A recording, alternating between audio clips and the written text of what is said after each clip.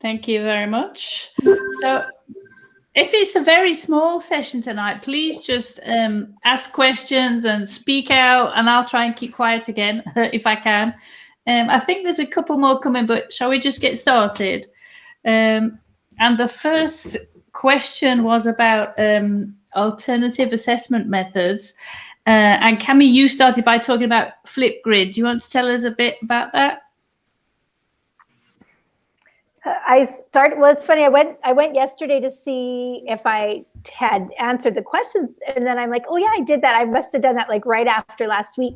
So I started with Flipgrid because that's such a good way to take the pressure off of students, especially ELL students or second language students, because while they can speak, the writing is hard, right? So if you have to have them write or type something, that's difficult, but the speaking is easier. So that takes a load off the student. But then also for teachers, you get a different level of understanding. Like, you know, if a kid does a worksheet, they might have copied, who knows how that happened. But if a kid has to tell about how they learned or what they learned, you get this whole other rich sense of assessment. And then in Flipgrid, you can just go next, next, next, next, next. You can even put it on like 1.5 times and listen really quickly. And so it's just such a neat, different method. And then I have to say I came back and added something for assessment because my son has been doing pre-service teaching, and he's got high school English. It's a quarter system, so 2.5 hours at once with students, and he's got hybrid, like he's got some kids in front of him and some kids online, and so he, pretty overwhelmed at the beginning. And I hooked him up with Pear Deck, and so he can see what every kid is doing all the time. And he said, Mom, I don't know how people teach without Pear Deck if you have kids at home and kids in front of you. He said, I know what every single kid is doing, and if they're not working, it doesn't matter if they have their camera on or not. I can just call them out on it, and they know it. So anyways, that's been really good for like continual formative assessment, right? He knows all the time who's working, who's doing what, how that's all going. So I had 2 there. Yeah, no, that's brilliant. I still get excited when I can see all my students on the same slide, whether it's Pear Deck or Google Slides or whatever. And I can't understand how anybody wouldn't love it. So yeah.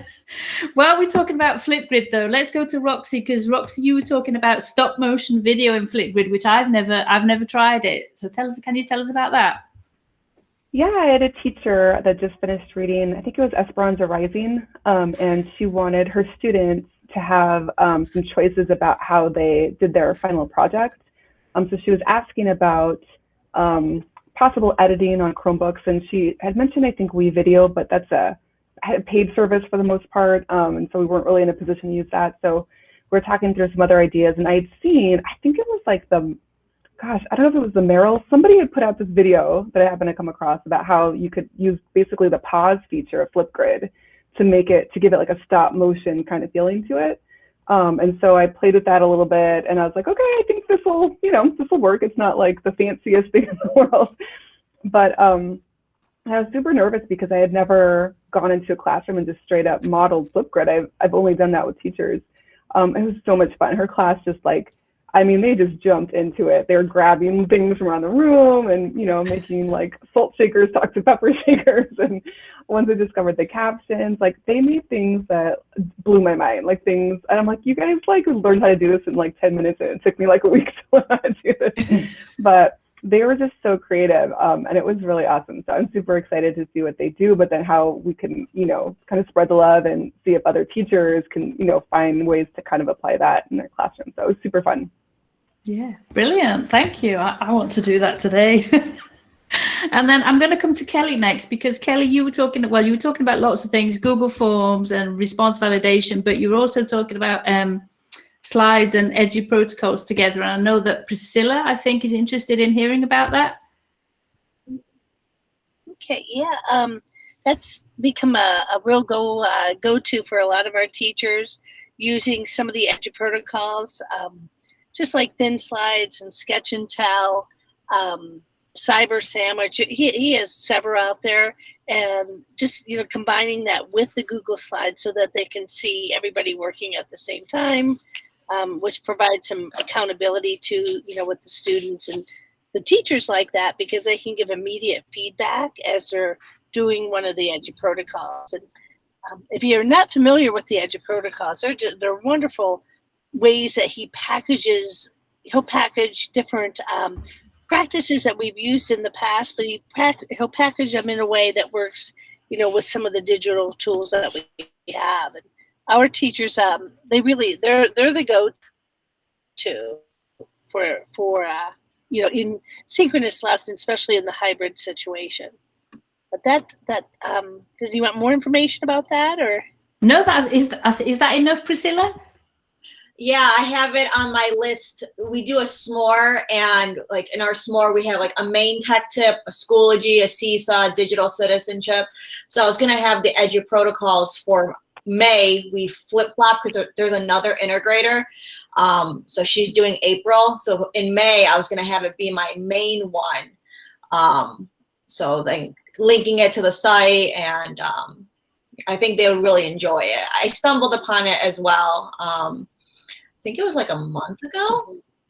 So he has a lot of videos on YouTube that you can watch too, where he explains the different EDU protocols.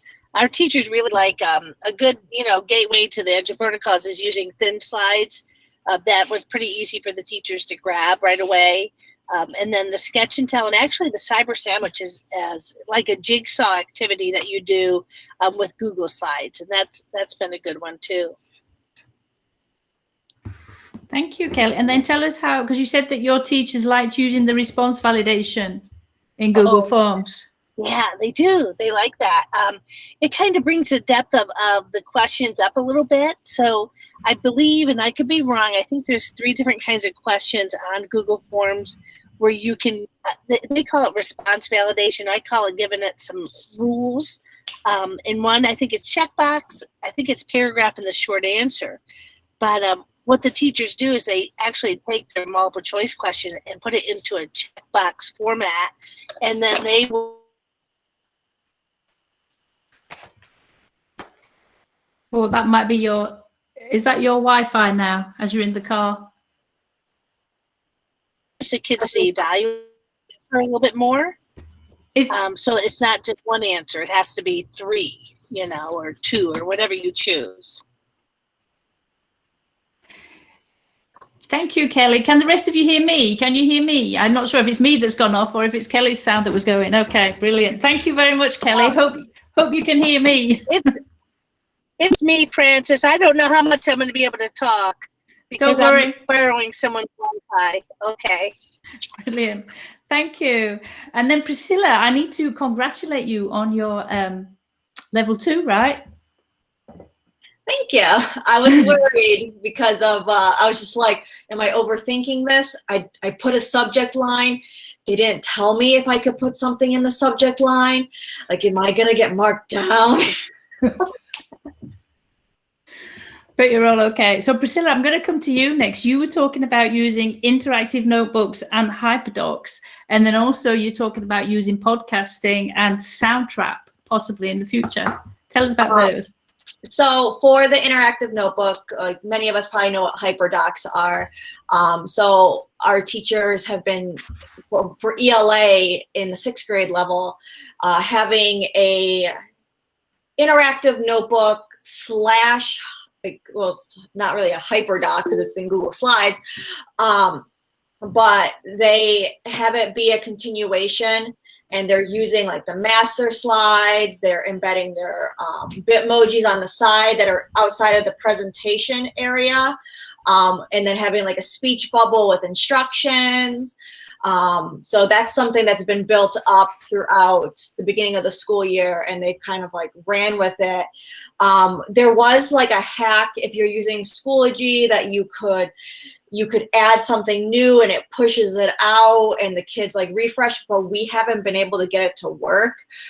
So if the teacher wants to like add something to it and the kids have already received their copy through Schoology, what we've been like saying is like you could have like a main template that the kids can refer to and be like, okay, I've added something, slide 27 is new, copy and paste it because of the pushing out. Like I've watched a couple of hack videos and stuff like that, and it just doesn't work for us.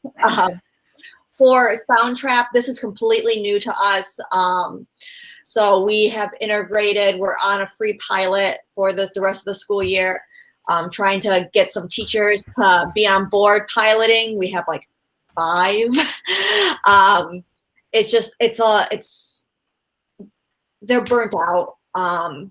But using Soundtrap, not just for podcasting, but it also has music creation. So if you're familiar with Spotify Anchor, Spotify bought Anchor and Spotify owns Soundtrap, and Soundtrap is like the educational version of Anchor. So it can get integrated in an LMS. You can have classes, you can assign things, you can make like a beginning example, and the kids like listen to your instructions through Soundtrap, and then they can erase what you had and make their own. Some of the examples that we have been shown, because this is new, our first training is later in April, is like students, instead of writing an essay, they do a podcast about their book. They do a podcast and interview people about a topic in social studies. They go through and for music, they say a good introduction is using the loop feature. So that's been really fun. One that I just added just a little bit ago, because it just sparked my attention, is that I went in this year and actually taught a lesson on Screencastify with students. So the students using Screencastify, because we have a district license, to create newscast videos. So they use the webcam feature instead of the screen recording feature, and then they use the editor and they make their newscast. So that was another assessment tool that our teachers have used this year. Brilliant. Thank you. Thank you. And then Gerardo, I'm sorry I missed you out when we were talking about Flipgrid. You were talking about Flipgrid and using it with adults. So tell us what works with them. Yeah. I use Flipgrid, and I have the thinking of many people believes that all tools we use in basic education and for kids couldn't be used for adults learners, but it's a big mistake. I discovered that Flipgrid was an excellent tool for getting feedback and change ideas between students, not of grade, student of postgraduate. So it was an excellent tool. And I mean, it was with this group of people, of students, have a session for co-evaluate. So they record a video representation, and then others students evaluate in a Google form. Then I got 25 evaluations for peers, and then I made a really funny sheet where I can obtain a qualification in numbers and suggestions from these co-evaluations. It was really interesting to know that they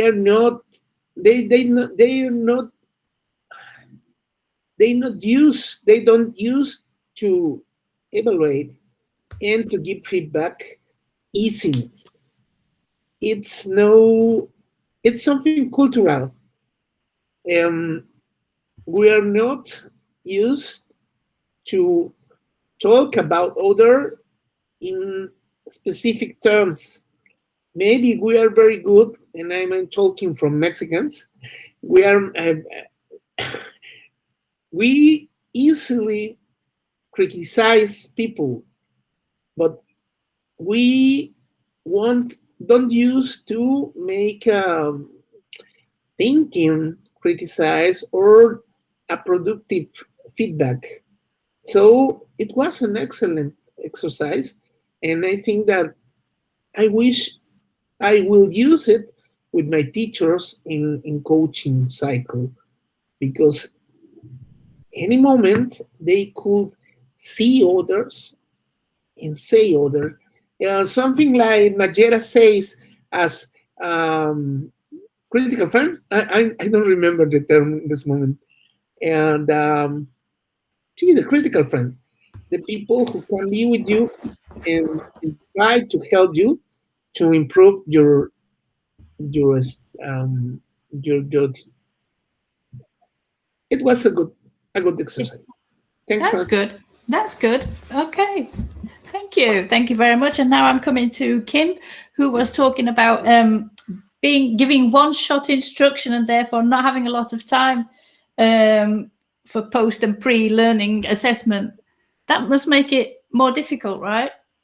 It does, because when I'm working with students, I'm not in that coach role per se. I mean, I've talked, to the teachers for the class that I'm going to be working with, but it's not really a coaching scenario. But I was thinking about the idea that some of the things that I've done with Nearpod and Pear Deck could be things that we could use as part of a coaching session, or a professional development thing. Because I've asked kids things like, so I'll ask them, at the start of a thing, the resource that I'm most likely to start with when I'm doing research is, and, they have to answer.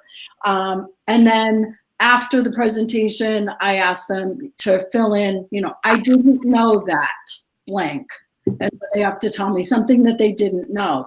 And then I also put in sort of a humorous one, because kids are brutally honest at the high school level. I found blank to be a total waste of time. So the last time I tried small talking with them was a couple of years ago, and it was just before the Super Bowl.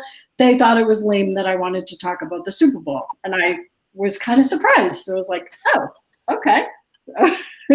But and then I have questions about is usually the last thing. And I was thinking, we could definitely use that with people that we're coaching, sort of as like an alternative to a gripe jam. And the other thing I wanted to say about the EDGE protocols, and we've talked about Hoopla before as a resource from the public library. And was it Priscilla? It was you that had originally mentioned Hoopla. If you have access to Hoopla through your public library, the 2 EDGE protocol books are available through Hoopla. So just an FYI. So then you would have access to it for free. So. Thank you very much. Thank you. Quite jealous. And Jessica, do you want to, because you were talking about shareable plan books, do you want to talk about that now or when we talk about collaborative planning? Yeah, let's hold off on that till we get to the collaborative. All right. Okay, brilliant. So we'll go to question 1 then, or I will try to go to question 1 then. So question 1 is about, I can't remember. Question 1 is about, strategies for a positive classroom environment. And I could try Kelly and see if because Kelly was talking about the building relationships with coaches. I don't know if we can hear you now, Kelly. Maybe not. Can you hear me? Yeah. You have to let me know if I'm going out. Am I good right now? Yeah, you're fine right now.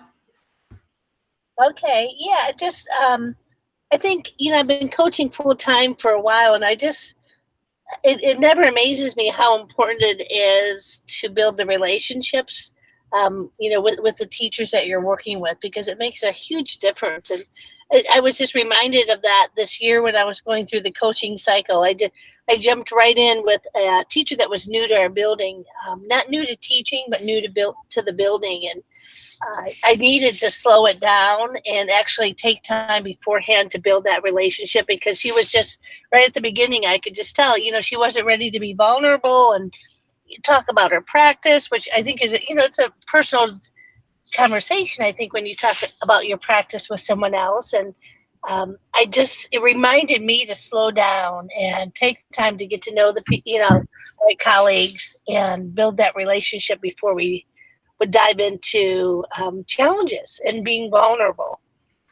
Yeah. And you were talking about having open house and coffee hour. Have those worked for you? No. Sorry. I was. I didn't. I lost you there, Francis. Okay, sorry. I'll move on. I'll move on to Roxy, because Roxy was talking about building relationships in the classroom, and I wondered how it compared with building relationships with people that you're coaching. Yeah, I don't know. That's a really good question. It's definitely I feel like I'm still learning how to do that appropriately with adults. With students, by the time I left the classroom, it was just so natural and built in, and I didn't really think about it. I think with adults, it's probably more similar than I think, but I feel myself kind of hesitant. Like, I'm always worried I'm like asking too much, or I'm like digging too deep, or what if they're not like kind of a Sari kind of person.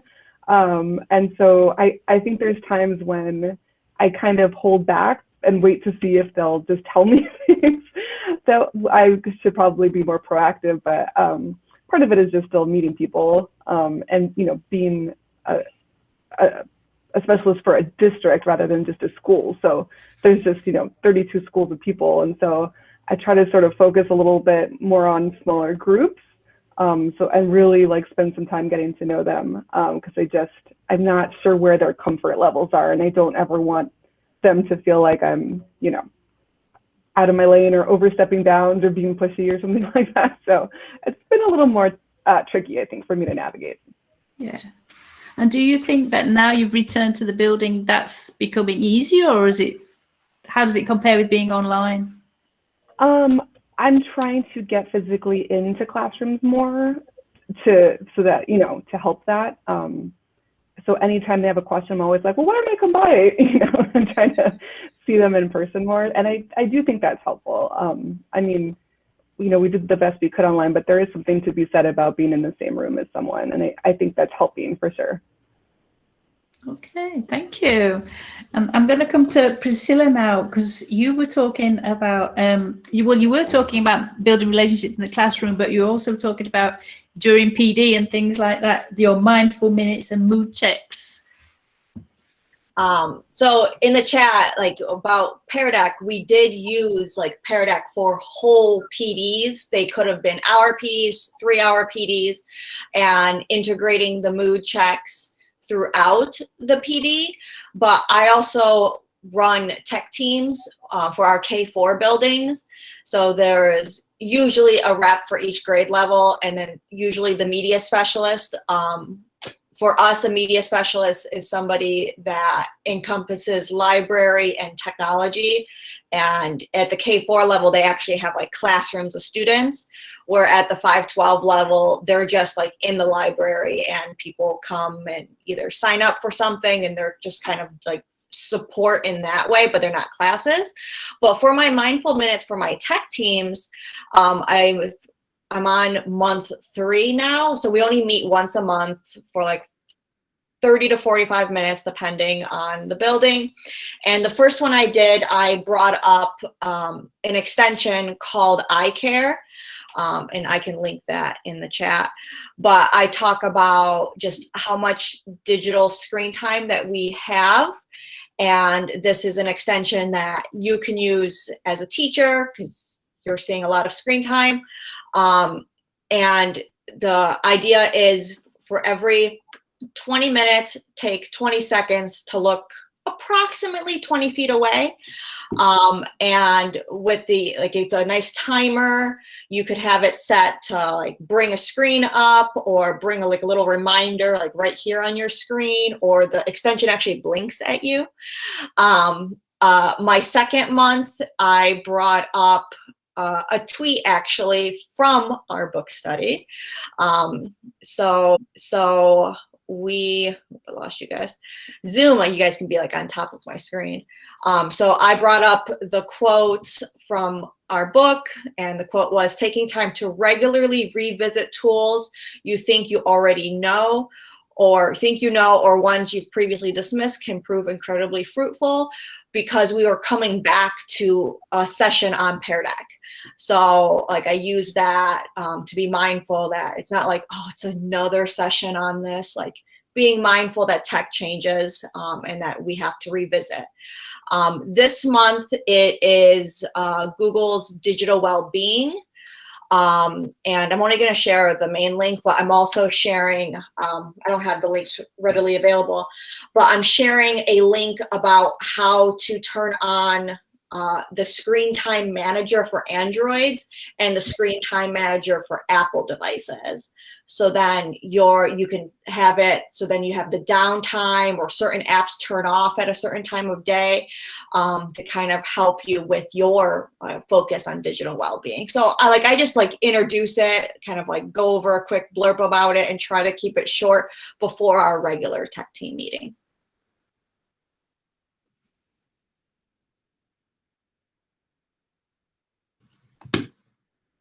Oh, you're muted. Sorry, I was asking about, because you had a question on this question to ask the others, and I think it was related to your one of your tech teams who don't say very much. Yeah, so one of my tech teams, like now experiencing this tech team of teachers, they don't turn their camera on. And I feel like me talking to adults, I shouldn't be like, hey, somebody turn your screen on. Or like if I ask them like, what do you want to learn next? It's like crickets.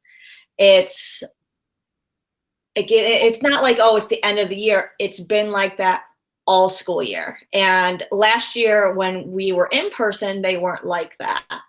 So, and it's not like it's all my tech teams, it's only one building. And I'm just like, I've done surveys. It's like pulling teeth to get them to fill out the survey to choose the topic for next month. So this time last month, I was like, we are going to end this meeting with a decision for next meeting because I'm not doing another survey. And then right now, my idea is maybe my last tech team for the school year, it'd be a share out. So instead of me talking to them, I'm making them share something. And then I was like, maybe we'll put it into a Wakelet and then I'll share it with the building. So then it's a collaborative thing. So then it kind of gives them incentive. Hey, Priscilla, can I jump in? Yeah, go ahead. Listen, it sounds like, I mean, it definitely sounds like they got some heavy overloaded work and probably some culture issues going on, I would imagine, especially if that's like the only building you're having that difficulty with. But listen, I'm going to put something in the chat for you. This is another way that presentations might be able to happen if like the Zoom just does not seem to work. I kind of had to pull this one out of my hat at a meeting I ran last week because people are feeling that way. It's April and it's like the gates of Hades has opened and they feel like they're falling in. You know, it's a rough go this time of year for a lot of people. But what this is, it's like an immersive meeting tool. So listen, I know we say not to use things because it's really cool and catchy, but it sounds like motivation might be the thing and this might be helpful. So I just wanted to put that in the chat for you and wish you luck. Thank you. I'll totally explore this. This is the first time I'm hearing about this one. Yeah, I use it with some of my students as well when they're so sick of Zoom and their eyes are becoming giant boxes. You know, this really seems to help. Brilliant, thank you. And then I'm going to come to Gerardo. You were talking about using music. Tell me how that works with your adults. it works well. It's okay when I use music, and it's incredible. But really, they want to be the leader, and they have to choose the music. And when you give them the opportunity for selecting music, they feel well. They feel well and want to have the control of the music. Some task has been accomplished when more quickly when they want to have the control. And I have found a good way to ask them later, why did they chose that music? How do you feel with that music? And then try to find a good environment in classroom, because someone has to say, one class, I listened a student that said, I am hearing this because I am sad. And I can be proud because so much of my students make break the bridge and begin to meet each one to others. In last group, they have 7 months working together. Could you imagine that someone of them doesn't know the name of the others? It's incredible. It's a class. They are joining classes together, and they doesn't know them about the other. And it's so important to try to make a good environment where to know the people who you are working with, and then make a big work, a big effort to identify them and try to get a better position. I wrote that I am using the mood check-ins with images, and last 2 months ago, I used the Yoda's mood, the baby Yoda's mood. And it was incredible that people more than 40 could identify their mood. So they're asking me, what is this? What is he doing? What is he feeling? And they didn't know. So I wrote, we have to select correctly the images in the context and the knowledge of the people who we are working with. And maybe if you allow me, Priscilla, I have some experience in when the people who you are training think that you are not the correct people for training them. And when, especially in my case, when I was in the dark side of techies, some teachers told me, what can you talk about teaching? You are techie. Maybe you're experiencing the same thing.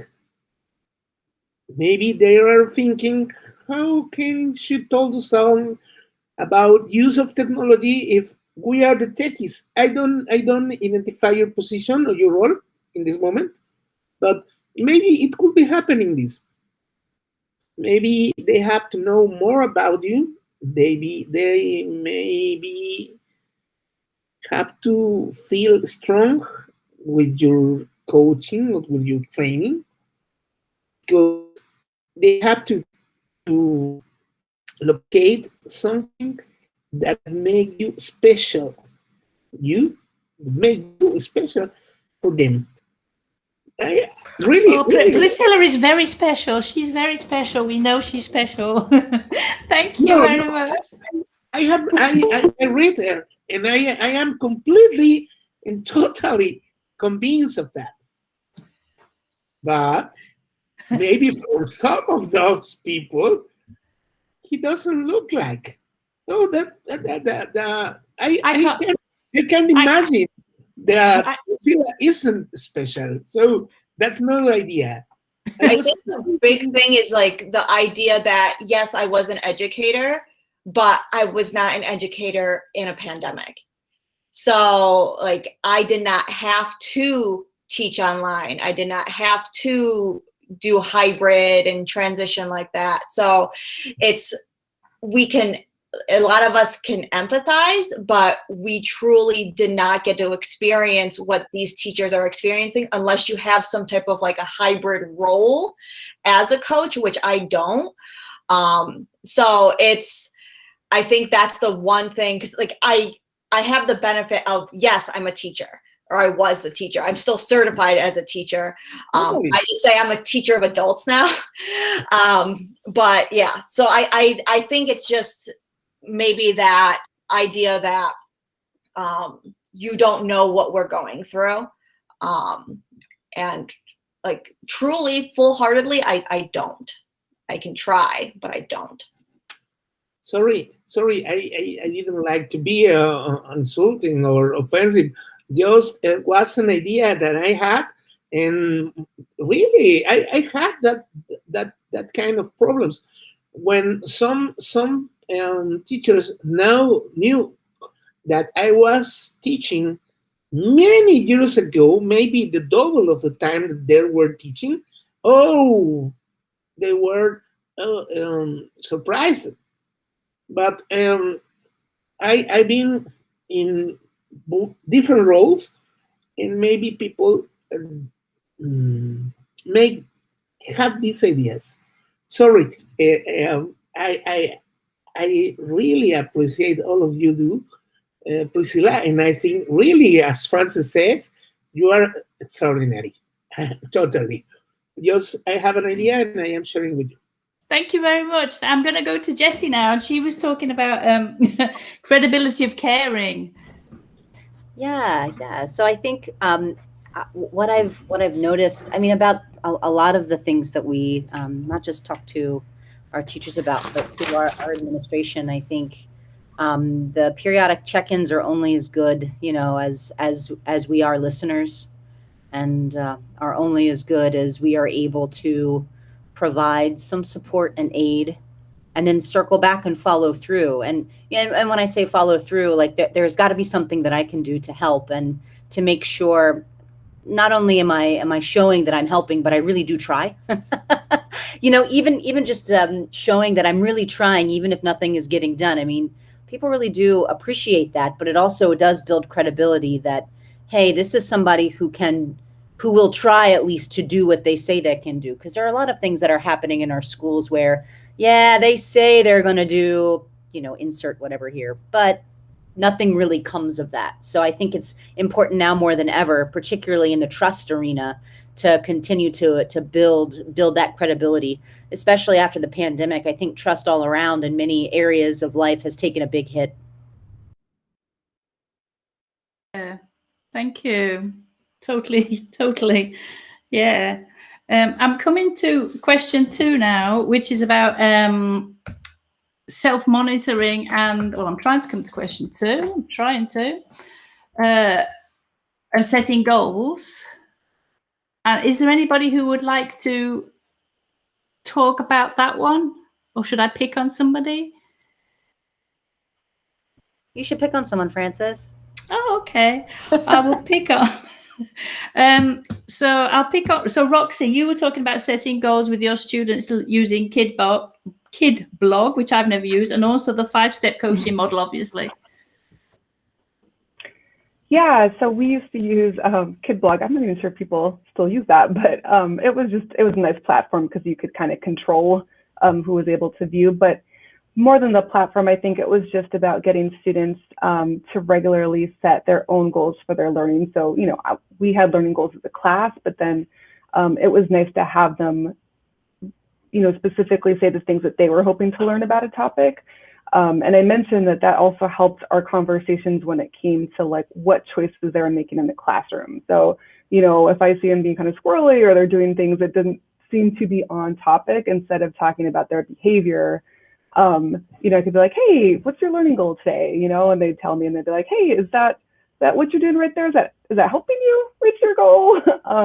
And so it was really helpful to the conversation. And I actually I was listening to a podcast this morning called Restart Recharge, which is by some coaches also. But one of the coaches was talking about how he always asks teachers or admin that he works with, like, how do you see, or what is your goal for how you see your classroom or your school? And then, you know, they'll explain like, what did they want it to look like? How do they want it to be? And then he'll ask them, are the decisions that you're making helping you reach that goal? And he was talking about how, you know, most people can tell you or have an idea of what they want it to look like, but they don't always stop and think about like the choices they're making on a daily basis or the things that they're doing on a daily basis. Like, is that getting you to that goal? And I thought that was a really awesome way to start a productive conversation or a reflective conversation with teachers and admin too. So thank you.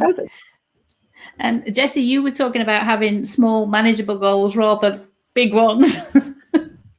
Yeah, I mean, especially this year, I love goals. I do. I love goals, but oof, this year has been a really tough year for, I think, a lot of teachers just to really feel like they're making headway somewhere. And I think I do remind teachers that they really are doing a lot, even though they feel like nothing is happening. You know, they feel like they're spinning their wheels. So I found that smaller, manageable goals, you know, broken up along the year is more helpful in addressing some of the more unforeseen issues that happen with student learning, especially as circumstances have been changing so quickly for student access, whether they're doing hybrid or now they're back in person. Oh wait, but now they're closed. So that's been a lot. That's been a lot for everybody. So smaller manageable bits, I'm all about that. That's been a big problem for me and my teachers this year. Thank you. Gerardo, you said that your system at university works really well for setting goals. Do you? We are using Neo LMS. It's a good tool, and it has appropriate sections to define the objectives, the competence, and other systems of goals that the student has to achieve. It's a tool, an LMS developed just for make a good impact in this period of pandemic. In my university, we don't have the training needed for getting it work, but I have tried to do some work in it, and it really works. So when we use any kind of tool, but when we have right the objective and the goal that we have to do with it, it can be amazing. I am trying to prepare the next period. We are closing tetramester now, so maybe in May I can get a best way to use it.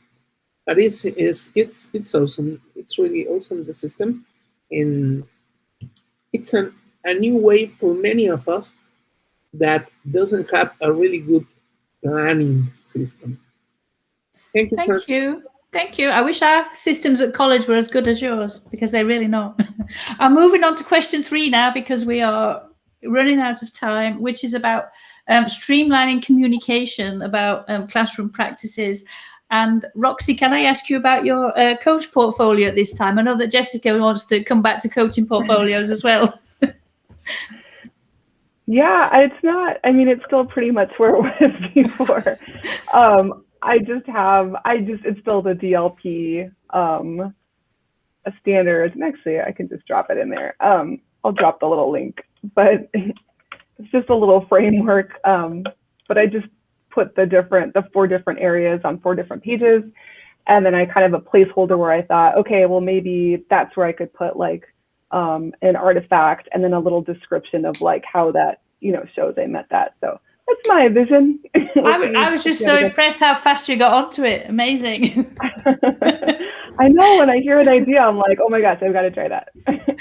This is good. Wow, Roxy. Oh, thank you.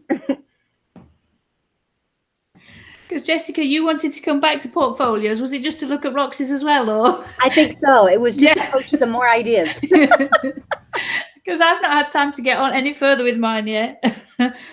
And Jessie, you were talking about streamlining communication in the classroom to promote positive behavior, I think, for question 3. Yeah, and setting up like a language in the classroom for everyone to use. I mean, at the end of my blurb, I dropped a link, and I just wanted to show you basically what I was attempting to use, and attempting to encourage like across the school. It seems like school rules, but because there are only 5 and they're taught essentially like social skills and then reviewed every class period, even in between transitions, it really sets up a beautiful language that students can use to talk about their learning. And it also helps families and parents communicate with their children and the teacher about the learning that's going on in the classroom. And it ends up essentially, I mean, fast forward, students are getting feedback about how they're doing in each of these areas after class has concluded. So we end just a little bit early so we can provide that feedback. And on slide 5 and 6 is just an example of the form that feedback takes. And it's a system that students are not losing anything. They're only earning points in each of these areas. And it helps them to understand when they are on task.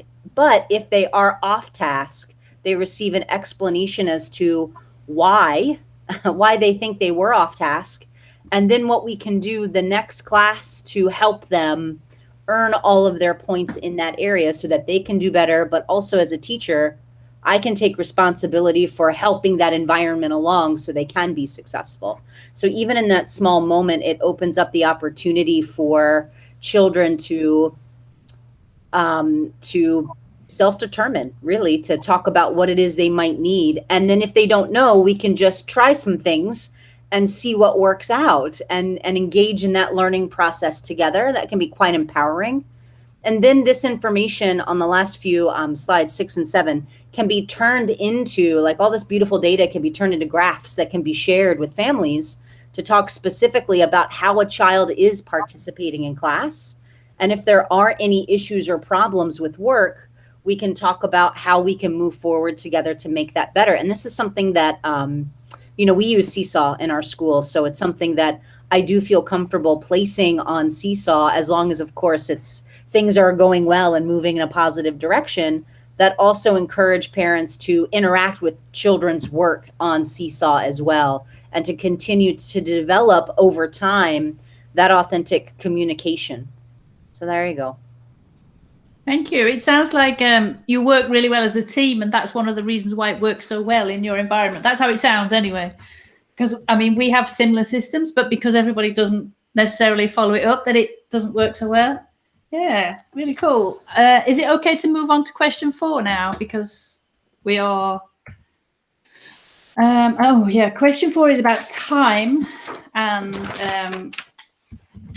curating resources and just not getting overwhelmed by all the different resources, I think. And I'm going to come to Kim, first of all, as our professional curator of resources. So I use a number of different things. If I'm doing professional development with teachers, I tend to use Wakelet. I have used Google Classroom before, but I find I just like the format of Wakelet and the fact that you can, save it as a PDF and share it that way with teachers. I find things on Twitter, and then I will bookmark those. And then I also really love Google Keep. So But I'm always pulling resources from so many places because in my role, I'm responsible for knowing the curriculum for everything that's taught in my high school. And, you know, I'm not just providing them with print resources. I'm providing databases. I'm providing, you know, ebooks. I'm providing websites. So I have a lot of information that I have to put together. My one problem, I think, is because it's my job to curate stuff, is that sometimes I tend to over curate. You know, it's like, oh, and now I found this, and oh, I should add this. So that's like, you have to be able to draw a line. And well, Kim, at least they know you're working. Kim, they know you're working hard. That's what that means, right? Thank you. So that's basically what I do. So my stuff is kind of like my brain, all over the place, but it is organized all over the place. So my tabs are organized. So basically, if we want any resources, we just come to you. Yes, because I refuse to stop until I find at least one thing. We've got to put that in our portfolios. Right, with a big photo. Brilliant. I'm going Roxy, can you tell us about your blog walks then? And Wakelet. Yeah, so I love Wakelet, just like Kim. And usually if there's either like a PD or like something I'm researching for some reason, that's when I really like to use Wakelet to start organizing those ideas. And for PDs, I think it's helpful because then I can leave people that still want to learn more about that topic with some additional resources. Yeah, the blog walks, I have like my like small set of blogs, like the Chet textbook is on there, Holly Clark is on there, Caitlin Tucker is on there, but people that I just like love to check in with regularly. So then at some point in the morning, once I've gotten some coffee, I kind of go through and see if, you know, anything new has been posted. I'll do that a couple of times a week. But I really love, I've really started to enjoy the Twitter lists, and that's been super helpful in the last year as I've had more teachers than I did my first year coming, you know, asking for resources. I think especially as our curriculum teams are trying to create lessons for everyone in the district, and we're constantly asking like, do you have resources on this, or what about this topic, or Women's History Month, or, you know, the planets in science. And I was like, oh my gosh. So just curating like go-to people on Twitter that are regularly sharing out really awesome ideas, that's been so helpful. So that's something I plan to continue in the future. Thank you. And Priscilla, you had loads to share on this question, on this one. And I think you also might have had a question, but tell us all about your s'more and everything. So I did add our book club Twitter list in the chat as well. At least I think I did. Just verify that. Hello. Sorry, my husband just came home. So I curate a lot for a district. So my personal curation is I have way too many Chrome bookmark folders. Actually, I found out, like, if you try to pretend that you're removing one of your profiles, I think it only works on a Windows computer. So I'm on a Mac right now. It will like give you a warning, like, are you sure you want to remove this profile? And then it will tell you how many bookmarks you have. And, like, wow. So I have like a folder that has an emoji of a computer person, like the little techie, as the text. And that has like folders within the folder of nesting of like Seesaw, Schoology, Soundtrap, like just my go-to resources, because obviously you can Google the majority of the stuff. And then I have another one that has like a teacher looking one for the folder, and it has like my education on air, my Edu in 90, like webinars, the ISTE webinars, our county courses, just my go-to, like if I need to do any type of certification or I want to do some type of training or offer that to somebody, like it's just like right there for me. And then I use Google Keep currently, but we are transitioning because we're finding that Google Keep isn't enough in our collaboration, because there's two of us for the district. And it's like when we want to do projects that have multiple layers, but yeah, we could do a Google Doc. Yeah, we could do a Google, like a spreadsheet.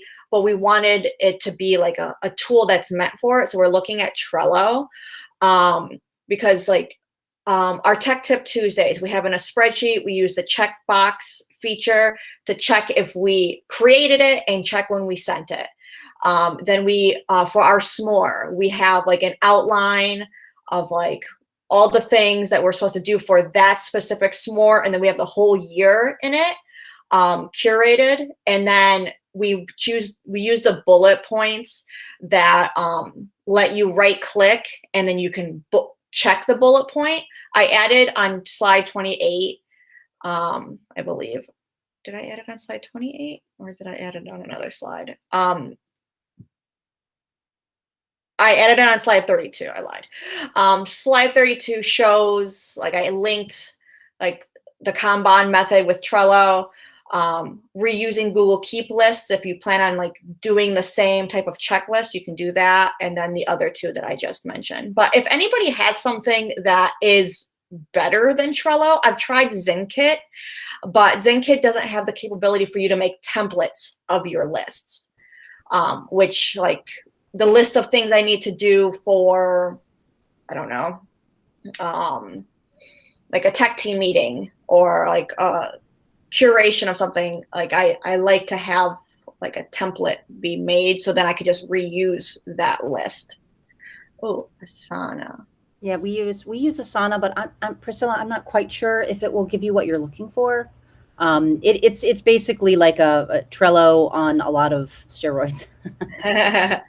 I mean, there's a lot of ways too that you can reach out to your team members via Asana, because we are doing a lot of projects that require, many hands make little work. So we need a lot of reminders. Hey, this is coming up. Don't forget this. Don't forget this. It's traditionally used in more like project management environments in technology startup companies.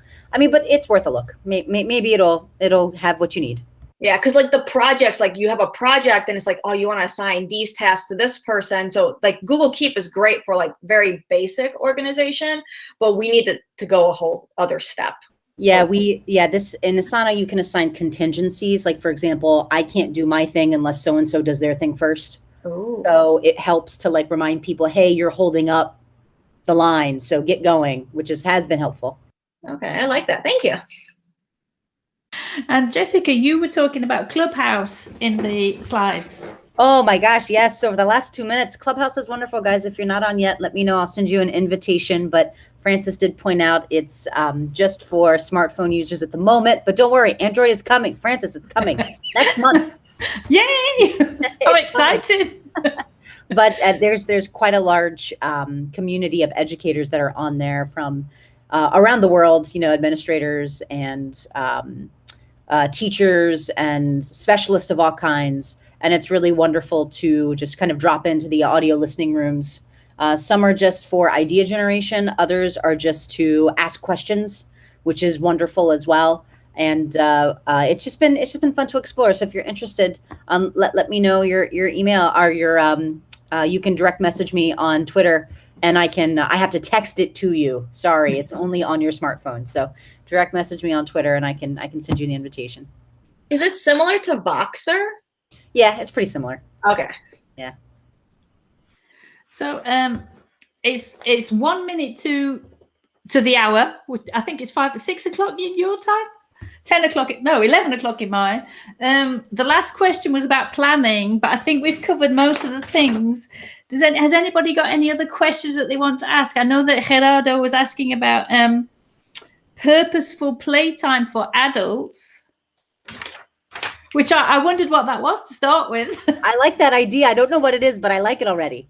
So have you got time to stay? Gerardo, do you want to tell us a bit more? Oh, maybe not. Yeah, when Majera talk about a proposal playtime, I think that it should refer to kids, but not really to adults. So how can we do that? I was trying to do that with adults, but my question is, any ideas? Do you have them yet? I will say, I'm not that we've done here, but that podcast I mentioned I was listening to, that one of the tech coaches says that something he does, especially during the testing season, because, you know, it's just such a difficult season, especially as a tech coach, he sets up like playrooms for teachers to come. And part of it is that he says it makes a difference that they try it out of their room. Like they feel like they're not going to break something on their own computer. So they go to a different room, they leave their stuff, they leave whatever stress is in there, and they come to like his playroom where he has different stations where they can try out different tools. And he was talking about one time having like a drone, and apparently that not going well, but he has other things set up for them to just play with and try out and see if it's something they might want to try in that nice little window after testing when people kind of are like, all right, like let's try something new. So I thought that was a really cool idea. I don't know, you know, what kind of COVID restrictions people have, but if you can get people into a room, I thought that was a really neat idea. Thanks. Yeah, I find that adults just like playing games, same as children, to be honest. It depends on if you feel like it and like bouncing with it, then they'll go with it. If you're like really miserable, then they won't. I don't know. You've got to be confident, right? In Michigan, we actually call that a play date, and it's an acronym. I put it in the chat. It stands for People Learning and Asking Why, with a capital Y. Digital Age Teacher Exploration. So we have many of them. Right now, they've been virtual for us. So like you're taking the time, you go into breakout rooms, you're exploring the digital tools. But in the real life, you would break out into rooms and explore different things. If you think of like an ed camp, but a more physical hands-on version of an ed camp. So there's no like pre-made facilitator. They would just be somebody that is like promoting the conversation with the group of adults. I like the idea too that the facilitator doesn't necessarily have to be an expert. That's kind of neat. Yeah, I really like that idea. Does it work? Has it worked for you? I wanted to, when we talked about it last time, I wanted to introduce it in our college, like for all the training sessions at Christmas, but nobody was listening to me. So I need to tell me it worked well. It works. It's I've been part of them for years now. Because I think over here, ed camps still exist, but I think the idea of an ed camp has kind of fizzled out and been replaced with the play dates. So it has been very promising and very engaging in Michigan, at least. You are Brilliant. reading a big box full of surprise and resources. Thank you very much for sharing. Thank you, everybody. Has anybody got any questions or any comments before we go? No? It's been great to hear all your amazing ideas, and thank you for all the links. I'll try and read the chat after you've all gone. Thank you very much, and see you in 2 weeks' time, I hope. Thank you. Bye. Thank you. Bye-bye. Bye. Bye.